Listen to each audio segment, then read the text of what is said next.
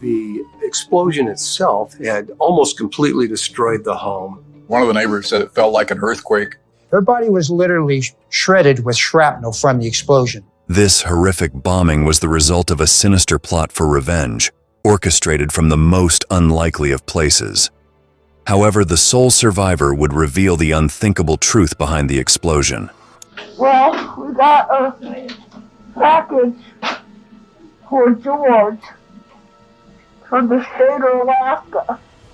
I don't. As they began to unravel the case, the investigators were left terrified as the killer's evil plan came to light, one that they traced back to another gruesome murder.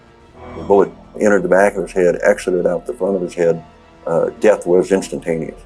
When it all began, the cops could never have anticipated that the dark and disturbing road they were about to go down would be the most twisted case they would face in their entire careers. We had over 100 personnel involved. And everyone was horrified and terrified by this crime. It all began on October 19, 1990 in Chugiak, a suburban municipality near Anchorage, Alaska. At around 7 p.m., 20-year-old Jeffrey Cain and his friend Robert Chamberlain were on their way to KFC to get some burgers. But little did they know that this seemingly innocent outing would lead to an outcome so horrific that it would destroy not only their lives, but the peace of the entire community. As the two friends drove along the Glen Highway, Robert heard the tinkle of glass breaking and looked behind him to see a hole in his rear windshield. Turning to his right, he saw a sight that would haunt him to the end of his days. The driver pulled off, stopped, looked over at his buddy, and his buddy was dead. Jeffrey was slumped over in his seat, unmoving, with blood flowing from his head. Horrified and not knowing what had happened, Robert desperately tried to find help. There's a Kentucky Fried Chicken just off an exit ramp and the Glen Highway on the way into Anchorage, Alaska. A young man suddenly ran into a restaurant screaming for help. As soon as he reached the restaurant, 911 was dialed, and as the first responders reached the scene, a frantic Robert met them, and when they checked the car, his worst fears were confirmed.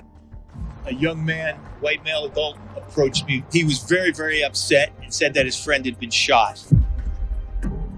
And so I looked in the passenger side, and certainly there was a white male adult, mid-20s or so, who was deceased. The scene was cordoned off as detectives and forensic examiners began to flood in.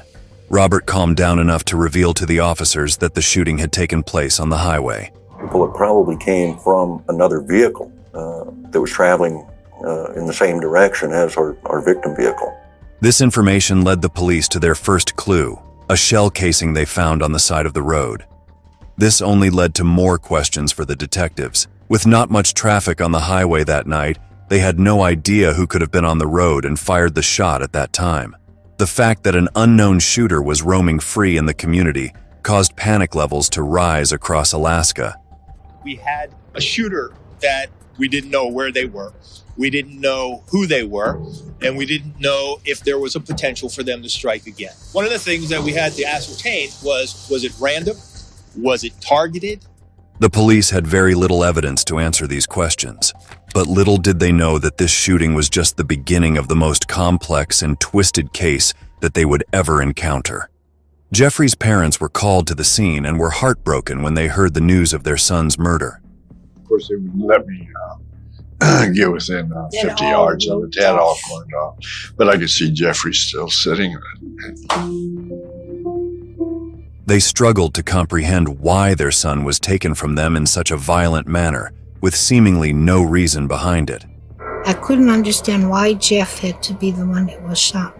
Maybe I'm just, like, there's other people. Why not shoot the bad people? The detectives, too, had very little information to follow up on. The shell casing they had found was from an HK-91 rifle, but since they had no witnesses or any other leads, their suspect could have been anyone who could have been on the highway around the time of the shooting. The detectives at this moment had no idea where to turn next, but just when it seemed like the case might lead nowhere, something completely unexpected occurred. On October 20th, 1990, the morning after the shooting, a teen walked into an Anchorage police station. What he would reveal was about to take the investigation in a direction no one could have anticipated. When a young man came in and said that he had been a passenger in the car that did the shooting. This 19-year-old informant was George Kerr, and guilt was weighing heavily on his conscience. These guys are friends, or okay friends, I would say. I mean, and I usually wouldn't rat out my friends, but this is just so severe, I gotta do it. He revealed to the police that he had been in the car with two of his friends, Raymond Cheeley and Doug Gustafson. The three of them had been driving together on the Glen Highway in Doug's car when the unthinkable occurred. As George recounted the story, even the seasoned officers could hardly believe what they were hearing. How would you describe the attitude of all of you that evening? General party attitude. Be more specific. Just in a good mood, ready to get drunk, have fun. At what point during the trip did this little red car approach? Just a month before the Muldoon accident, maybe a mile or two back. It started off innocent enough with the teens in the mood for a party, but it would soon descend into a shockingly violent event when Raymond Cheeley, who was driving, felt he had been slighted. What did he say about the red car? Something in reference to, hey, these guys were screwing with us, they're trying to run us off the road or something like that. What else did he say? Was there any communication between the occupants of the red car and those two advances? No. Any gestures exchanged? No. Anything thrown from one vehicle to the other? No. Was he trying to catch up to the red car? Yes. There was a conversation before that about shooting at the car. What was that about shooting at the car? They're going to shoot at the car and try to blow out the tires or something. According to Kerr, they then drove faster to catch up with the red car. Both Doug and Raymond seemed fixated on avenging their imagined wrongs. Was Doug getting excited about it? With RP, In response to Doug saying, I'm going to shoot at the car, what did RP think? yeah, let's show them. Let's get them. Let's get him. Something in that fashion. Where was the $18.91 in the car? It was in the front seat. And at what point did you realize that Mr. Gustafson was serious about shooting at the car? Not until he pulled the trigger. He was getting ready, rolled down the window and all that. And I didn't know if he's really going to do it or not. The shot was fired. George insisted that he had told the other two to not actually go through with their reckless plan. But tragically, they had paid no attention to his warnings. Were you concerned for the safety of the people in the red car when Doug said he was going to shoot at the car? Yes. You testified that you discouraged talk of shooting after Doug said his intent to shoot the car. Yes. Because, that's not a good idea. That's dangerous. And you remember the comment that Mr. Gustafson made after shooting at the car? He said, I missed. I missed. I was looking at the car too, and I didn't see the car stop. It just kept going, and I just bullet didn't hit the car too. So, same reason Doug. Yeah, he came up like a lightning. It was really quick. I don't know. I was sitting in the back, and I was telling him, you don't want to do that, but still didn't think he'd do it. Comes back in the vehicle and says, I missed him. He didn't miss him. The bullet had found its mark, but the three boys in the car had no way of knowing this. It was only the next morning when they heard about the shooting on the news that they realized that Doug's single shot had done more damage than they could have ever anticipated. Once they knew what had happened, Raymond and Doug immediately set about getting rid of the gun and any other evidence like cold-blooded killers. But George, on the other hand, was racked with guilt. George even went to those guys and he said, we got to turn ourselves in. They were the ones that said, no, no, no.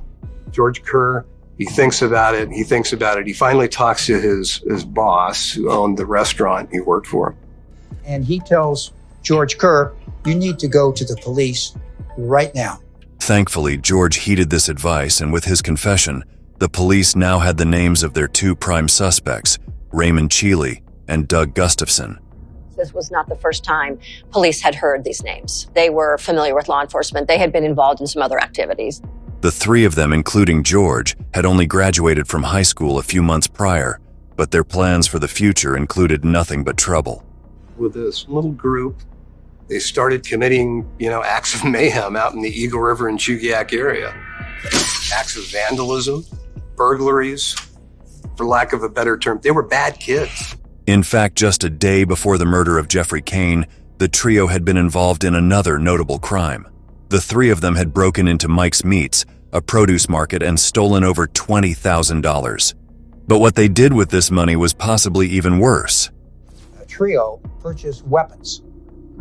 Doug purchases the HK-91, that is the murder weapon that fires the shot that kills Jeffrey Cain. It seemed their smaller crimes had only pushed them in the direction of much more violent ones. George's confession helped the cops build a stronger case against Raymond and Doug, as he revealed details about the crime that were never released to the public and matched the evidence the detectives had already collected. The evidence was mounting, but it wasn't enough. In any case in which you have somebody coming in and telling you a story about somebody else committed a crime, you have to get some kind of corroborating evidence, some reason to believe this person is credible. So the investigators came up with a plan, a high-stakes operation involving their key witness and a masterfully designed trap. What George has to do is get Raymond Sheely and Doug Gustafson to talk about this shooting directly to him to get it on tape. And there is your evidence. On October 21st, 1990, the day after George's confession, they set up a meeting between George, Raymond, and Doug at the Anchorage airport where Doug worked. Their entire case now rested on George's shoulders. He was their best shot at getting a confession. Gustafson had a number of firearms, was a dangerous man, had killed someone in the days before. At that point, George was the only person who could send them down. He was now a target. Bad news, man. Huh? Bad news. They called my house. I called my dad and told him that I was on my way home. George was straightforward and to the point. It was chilling to hear how casually these 19-year-old boys discussed a murder that had only taken place a couple of nights prior. But the police were still waiting for them to reveal their ghastly secret. So what do you do about that guy? Cannot find him. I don't know, dude. I think you should get that gun as soon as possible. So what do you want to do? Due to the tape having deteriorated over the past 30 years, this is all of the recorded conversation that survived, but the detectives still remember the moment of truth. George Kerr asked Doug Gustafson, "Why did you kill that guy?" And Doug answered, "I didn't mean to." This was what the police had been waiting for. They finally had their confession, but it was just the beginning of this twisted and horrifying case. At the moment someone says, "I didn't mean to kill that man," only the shooter could say those words. With enough evidence to press charges now, the detectives moved to arrest Doug Gustafson and Raymond Sheely and charge them with the murder of Jeffrey Cain. The phone call came, they were going to arrest somebody. It was such a relief because I wanted to know who, what, when, and how. I wanted the answers. District attorney called me, Branchflower, and he said, I think we got him. Big load off my shoulders. Just really a big load. Jeffrey's parents were overjoyed when they received the news of the arrest. Doug got arrested first, and then RD got arrested. George's decision to cooperate leads to a decision for him not to be charged by the state of Alaska for any exposure he might have had for the Jeffrey Cain murder. Raymond and Doug were arrested, but George got away scot-free all thanks to his help with the investigation. The prosecutors were now focused on the critical role his testimony would be playing during the trial, as he had the power to make or break their case. George Kerr was very important to the prosecution. Without George Kerr, it would have been very difficult, I think, to put them at the scene and to actually have an eyewitness who witnessed not only the shooting, but what happened before and after. And while the detectives and prosecutors were willing to let him walk free to put the other two in prison, not everybody was happy with this outcome. In my mind, all three of these boys had the opportunity to stop something, stop the shooting. Why didn't George Kerr grab the gun? Why didn't he stop Sheely? Why didn't he scream? He could have prevented the shooting from happening. Jeffrey's mother, Teresa Cain in particular, was unhappy that George was not being charged at all. But as the cases went to trial in March 1991, Everyone looked to George to see if he would actually provide the crucial testimony which was needed to convict his friends. I'll be honest with you, I never trusted George. You know, he's one of these that he's going to flip on you. He's going to flip on, because on the one hand, he'd go, oh, how terrible this was, and this kid didn't deserve to die. To the other turn, talking about these are his best friends, you know, and we would die for each other. Individual trials were held for both Doug and Raymond. This was because the investigators wanted to charge both of them with the murder, even though Raymond had only been the driver. The reason was that Sheely purposely positioned that car so Gustafson could take that shot. If Sheely hadn't cooperated fully by positioning the car that way, the murder never would have happened. So Sheely is just as guilty. First up was Doug. It was very hard to look at him, look at Gustafson and think, oh, that boy shot my son. He would never look at me, never looked at me, never. At Doug's trial, George's resolve appeared to crack when he was called to testify. Because I think it's just not a first-degree murder. And you base that on what? Because you're shooting at the car, not to kill. It seemed like George had changed his mind about his confession and was now trying to protect his friends. After Doug's trial, next up was Raymond Sheely. Raymond Sheely was a pompous little person during his trial. He thought he was going to get away with everything. Sheely always had the smirk on his face, kind of grinning and smiling. He wouldn't look at us. There was never any apologies. There didn't ever seem to be any remorse. During this trial as well, George tried to change the statement he had given to the detectives. During Raymond's trial, he said that their car had been 200 yards away when Doug took the shot.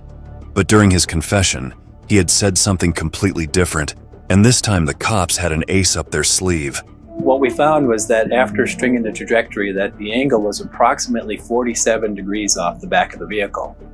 This forensic evidence clearly showed that the shot had been fired from a distance of 7 to 15 yards away, due to the angle the bullet had entered and exited the car from.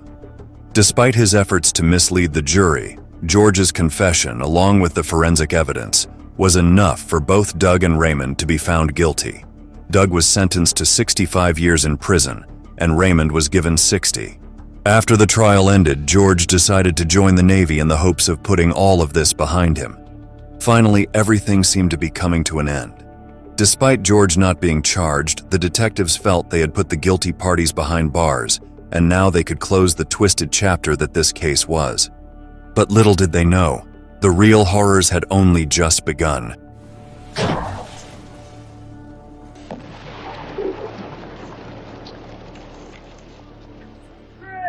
2, 1, go!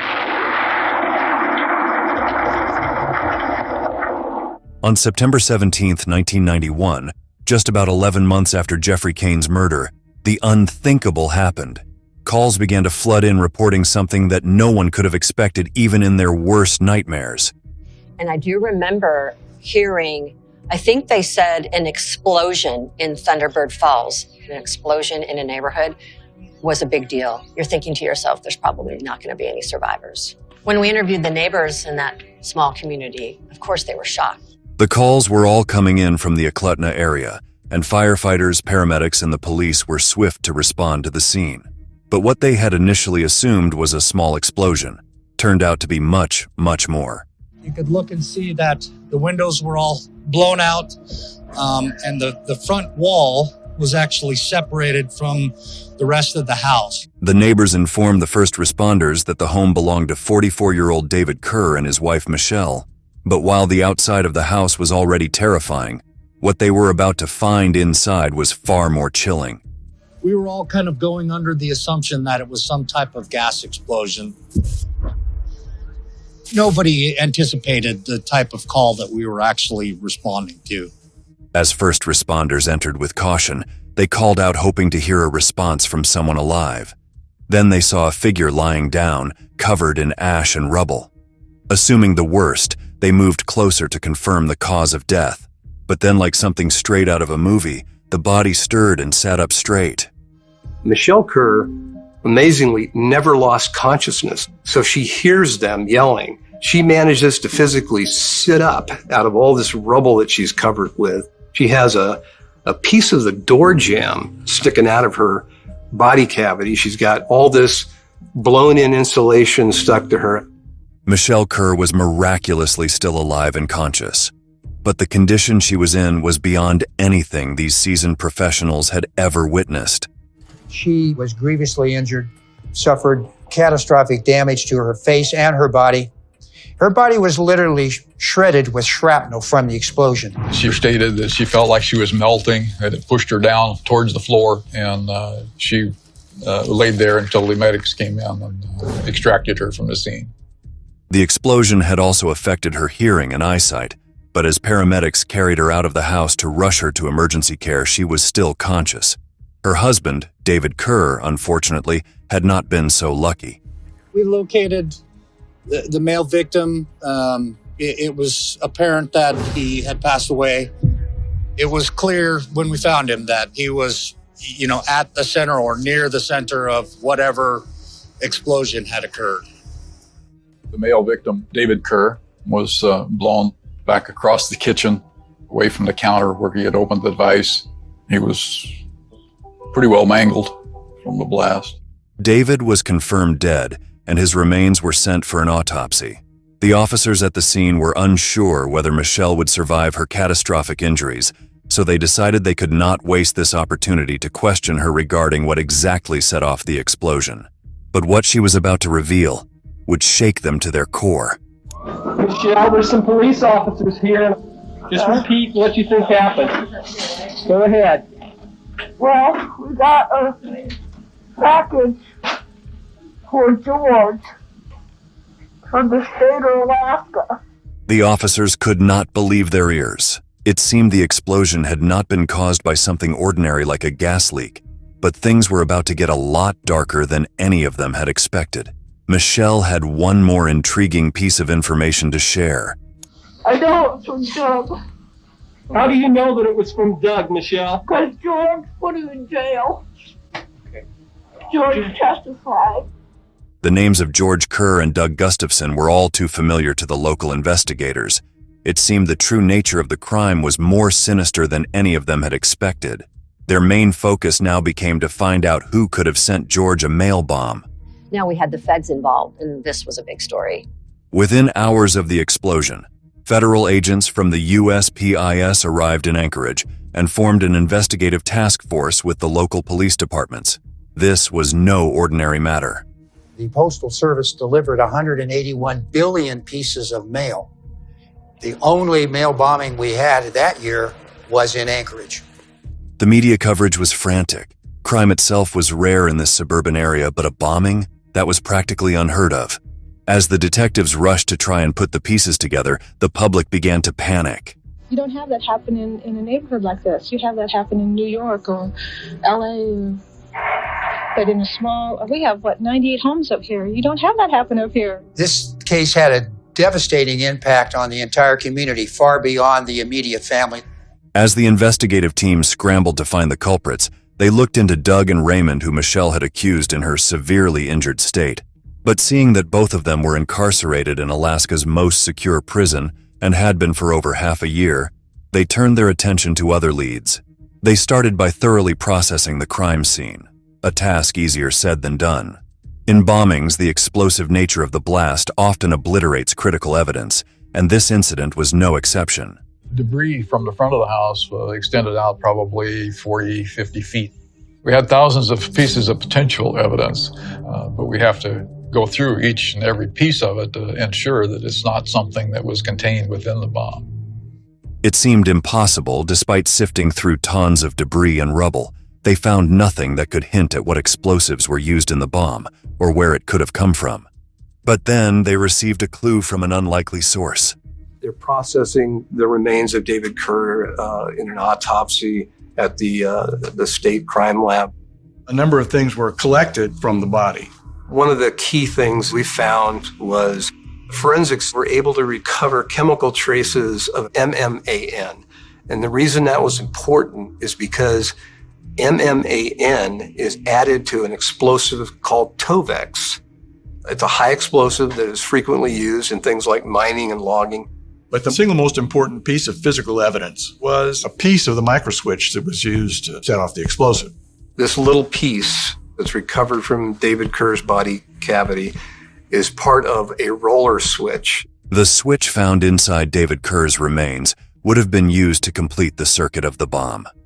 These sorts of switches were sold in Radio Shacks all across the country, which meant that any civilian could have purchased the components required to build the bomb.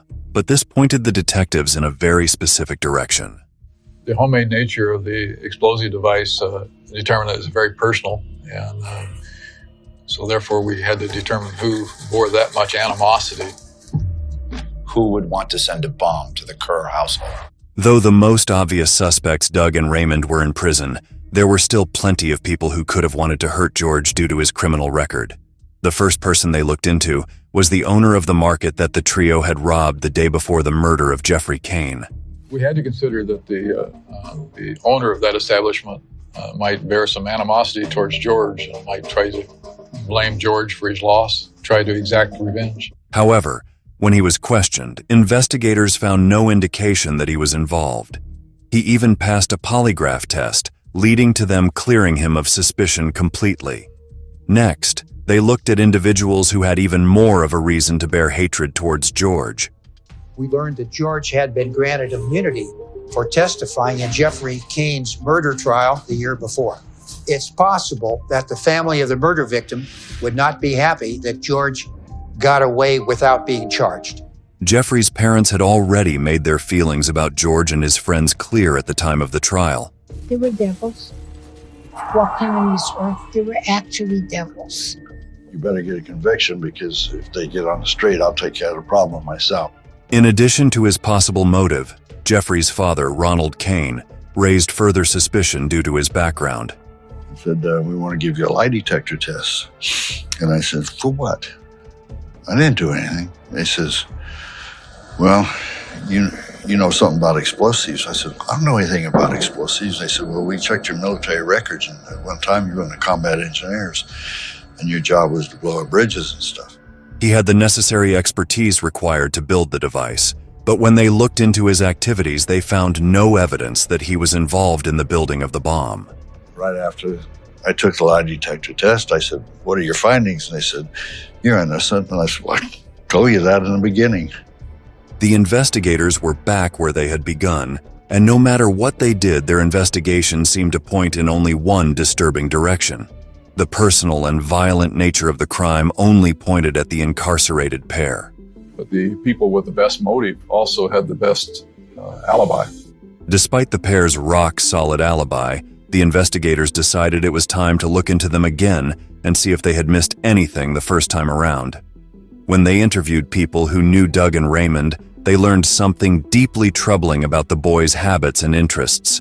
Doug was a bookworm, so he learned it out of Soldier of Fortune magazines about building pipe bombs. And so we'd build these bombs, man, and go out and blow trees up. You know, we'd go to the creeks, man, and throw pipe bombs down and blow up salmon. It seemed Doug and Raymond had a past of building explosives and setting them off. This only made the police more suspicious of them, but they still couldn't understand how the pair could have built and sent a mail bomb from inside Alaska's most secure prison. They decided to interview some of the inmates who were imprisoned with the pair, hoping against hope that maybe one of them would provide them with a new lead. But they could never have expected the shocking information they were about to receive. Raymond Sheely had given one of the inmates catalogs on how to prepare bombs and how to order materials for building improvised explosive devices. That was when we served the search warrants on Doug's cell and Raymond Sheely's cell. It seemed that after being imprisoned, Raymond and Doug had been trying to teach people in prison how to build explosives. This was all the police needed. They obtained a warrant to search the cells of both Raymond and Doug in prison. And what they found next solidified their suspicions that these two were behind the sickening bombing. In Doug's cell, we didn't find anything of any relevance. But in Raymond's cell, we found his hit list of people that he wanted to get even with, responsible for him being in jail. And at the top of Raymond's list was George Kerr. In addition to George's name, he also had the names of the prosecutor and judge who had been involved in his trial. It seemed the boys had been out for revenge, and they had stopped at nothing to get it. It was clear to us that Doug Gustafson and Raymond Cheeley didn't build the bomb in prison and send it. He had help. Our hunch was the help was coming from outside the prison. We just needed to know who. To find out who the boys could have been talking to, the officers obtained recordings of all the calls made from the prison phones, as well as the records of each prisoner's visitors. They hoped to find something that would point them in the right direction, but this was not going to be an easy task. There were hours and hours on the tapes that we received, mindless conversations that Doug would have with his sister, Peggy Gustafson Barnett, and with his parents and with others. It was quite boring listening to the calls. A lot of the information was just had no relevance to the investigation at all. It was merely small talk and routine communications. With hours of recordings to go through, even with the large investigative task force, it was extremely painstaking. But one day, when listening to a seemingly innocent call between Doug and his older sister, Peggy Gustafson, one of the investigators heard something chilling that made their hair stand on end. To the untrained ear, those conversations appear innocuous, boring. But when you're looking and listening for evidence concerning a bomb investigation, certain key words come out. Oh, I'm so glad you called. Why? Yeah, now this is to fix your car, remember? As soon as you find out which way is on, which way is off on your sliding one, glue it in place, like I described right below the surface, so that when it's pushed towards the side, it's on. When it's pushed towards the center, it's off. Right. Okay. The trained ears of the investigators quickly picked up that Doug was describing how to set up the switch for an explosive device. They now began to zero in on the conversations between Doug and Peggy and found a lot of them that had been recorded. Okay, I burned up 2 batteries. What do you mean? Huh? Oh, 2 little batteries? Yeah, I fried them puppies. How'd you do that? I can't figure out what I did wrong. I got the light bulb to go on and the batteries get hotter and I burned them up. How did you hook them up? Did you hook them parallel or series or what? That's what I'm going to ask you. The conversations usually began with something mundane, but then would suddenly shift into something technical under the guise of Peggy having some electrical or vehicle-related issue. The brother-sister duo thought they were being smart, but ultimately they fell short. Doug apparently specifically got sloppy, and he let way too much slip. And Peggy on the other side did the same thing. Their way of communicating was highly suspicious. Over months, the detectives slowly sifted through hours of incriminating calls between the siblings. But this was not enough. The calls alone would not be enough evidence to arrest Peggy. They needed something solid. Then, as their belief was fading, they found the sinister connection they had been searching for all along. Well, I went to the toy section yesterday. Why? For a friend. And he had something for me, but not on him. And I went by there again today and he wasn't there. You can't assume that there's going to be extra time. The main thing is making everything functional. The best thing right now, though, is to get the toy man at the toys. The mention of the toy man rang a bell. Investigators suddenly remembered a shady figure they had learned of when looking into Doug and Raymond's criminal associates. We then received information concerning Joe Ryan from the recorded telephone conversations. He was part of the group that Cheeley and Gustafson had run around with from high school. A pal, a friend. From the recorded telephone conversations, Joe Ryan is referred to as Toy Man because he worked in the toy department of a large store in Anchorage. Was Joe Ryan the missing link they had been searching for all along? The detectives felt like they were close to cracking the entire case. It was time to speak to Joe Ryan, and what they learned would confirm their deepest fears. We discovered that a year prior to the bomb going off, there had been a theft of industrial explosives. It turned out Doug and Raymond had been involved in the theft of that explosive material. So now we have a connection. The link was Joe Ryan. It was Joe who had held on to the stolen explosives after the crime, and had given them to Peggy when she asked for them a year later, after Raymond and Doug's imprisonment. The police had now found the woman on the outside who had helped Raymond and Doug enact their sickening revenge. Now they began to build their case against her, but they could never have anticipated the dark truths they were about to uncover. As the investigative team scrambled to find this key evidence that would unlock their whole case, they probed more into the dynamic between Peggy and her little brother. Peggy Gustafson, she's 8 or 9 years older than him. Their parents both worked full-time, and so Doug's older sister, in effect, became the caregiver for Douglas after school. So they were particularly close. They had a very close connection as siblings. The tight-knit bond between Doug and Peggy only made it more probable that she would have taken such a drastic measure in trying to avenge her brother's imprisonment. Then the investigators stumbled upon another extremely disturbing call between Peggy and Doug that left them floored. I had a really neat dream. What's that? I dreamed I was on my way out to see Chelsea, and I saw Gorgeous hitchhiking. Oh, uh-huh. And he turned around and stuck his thumb out, and I looked around, I didn't see anybody, and I hit him. I sent that puppy flying out of my car, and I looked and moved, and I stopped, and I went back. Uh-huh. He was still alive. So you backed over it? No, I let him know exactly who I was. Uh-huh. I broke his neck. I hope you took the car to the car wash afterwards.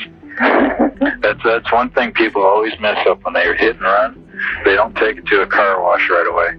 The callous manner in which the siblings discussed Peggy's dream of murder left no doubt in the investigators' minds that this woman was capable of sending the mail bomb that had caused so much devastation. In addition to this, the detectives were almost certain that Gorgeous, who she mentioned running over in her dream, was none other than George Kerr.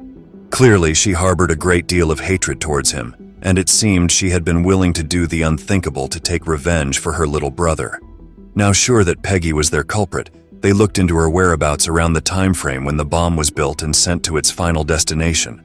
But what they found next would leave them utterly repulsed. To give some idea of the depth of her emotions and her feelings of revenge, Peggy Gustafson is 9 months pregnant. She is, in fact, within 3 days of delivering her second child into the world when she delivers the bomb package to the post office. Peggy had been pregnant during the entire extremely risky process of building a homemade explosive. It seemed she had just as little regard for the life inside her as she did for the lives she had so recklessly endangered with her horrific actions. The investigators were appalled at the lack of basic empathy and emotions that these siblings displayed. They knew that it was time to make a move and arrest this woman who was so clearly a threat to society. But they still needed actual physical evidence tying her to the crime. And then, they overheard another recording of a conversation between Doug and Peggy that promised to crack the case wide open. I had both the switches, but the only switch that is working with is the off-on, not the lever. The lever's not doing anything. Do I have it hooked up wrong? It sounds like I'm going to have to do a little more instructing, and I can't do that here. So, that's a problem. Figured out. I know exactly which is on and which is off. Okay. Did you mark it or something? Yeah. Put fingernail polish or something? Yeah, I trashed one of the switches. I went down and bought heavy-duty one. Oh, well, maybe you do have to go for brains for help. I mean, I've done everything I can think of. Well, the brains will have to help you. Evidently, he'll have to tell you what to do.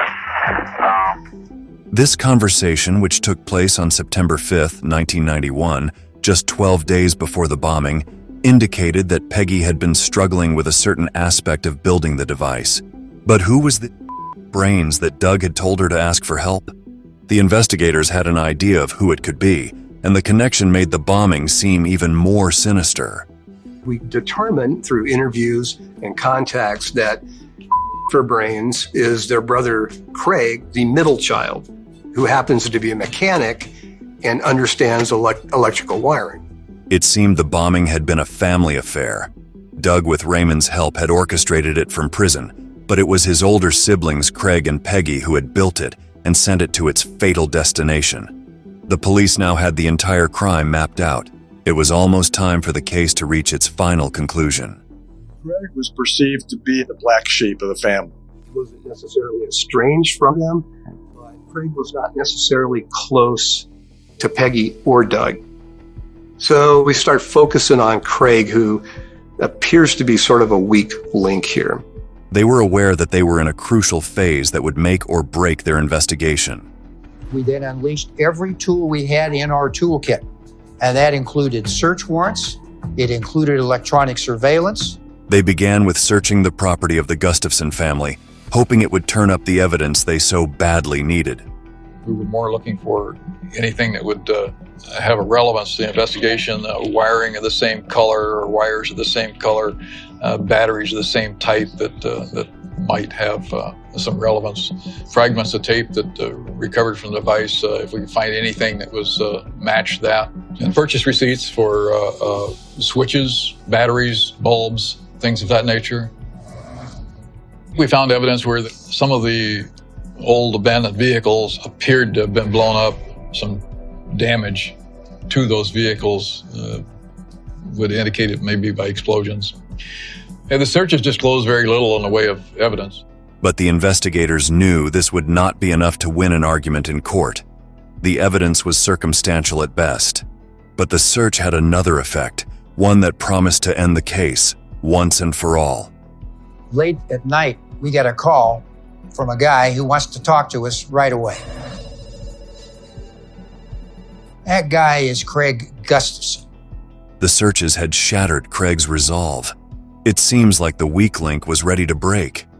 Craig Gustafson told the investigators that he was involved in making the bomb, and his sister Peggy was involved in making and mailing the bomb, and they did so at the direction of their brother Doug from prison.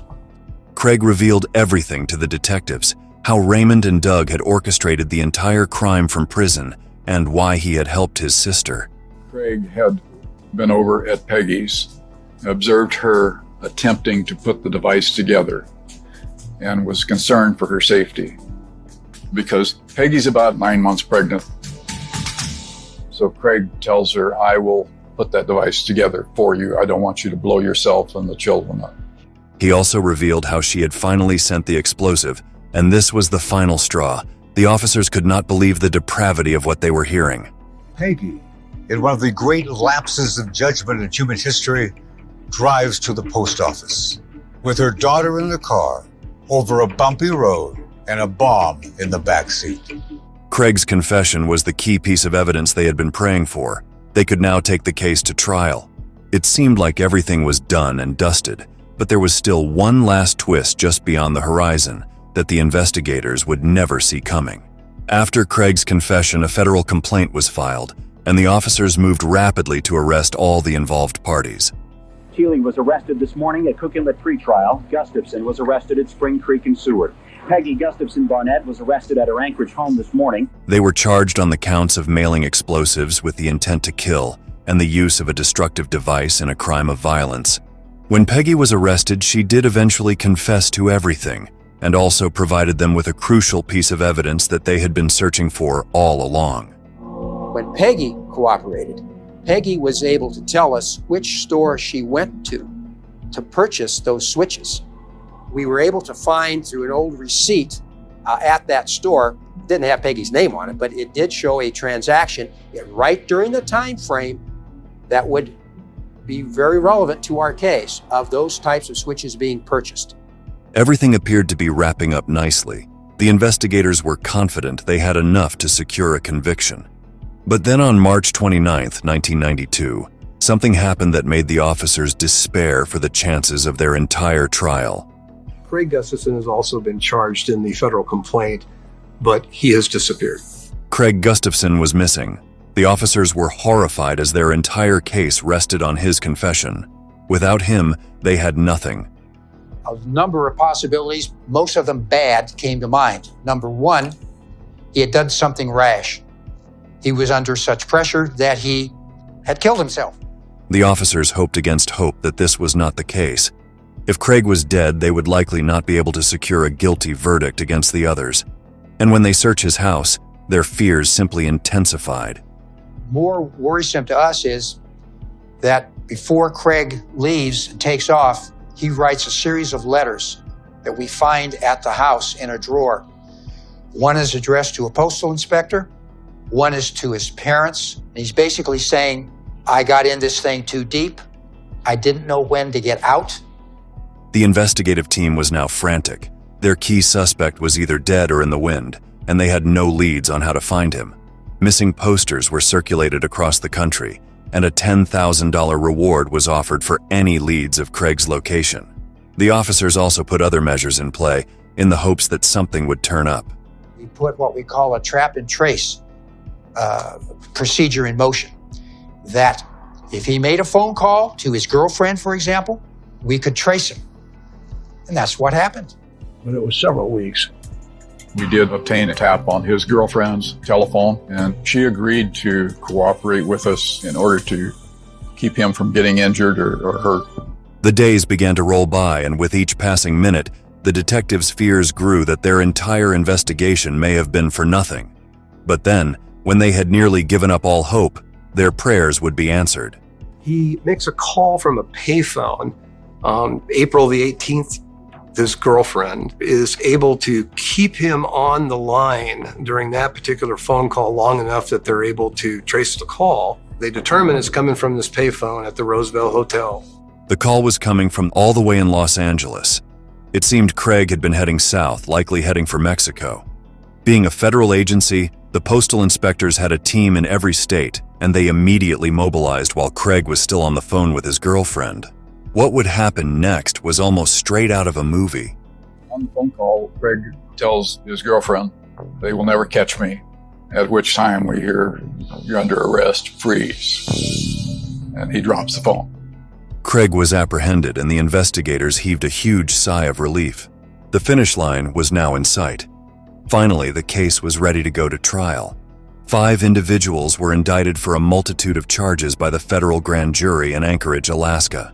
The 3 siblings and Raymond Cheeley were charged with the counts of mailing explosives with the intent to kill and the use of a destructive device in a crime of violence.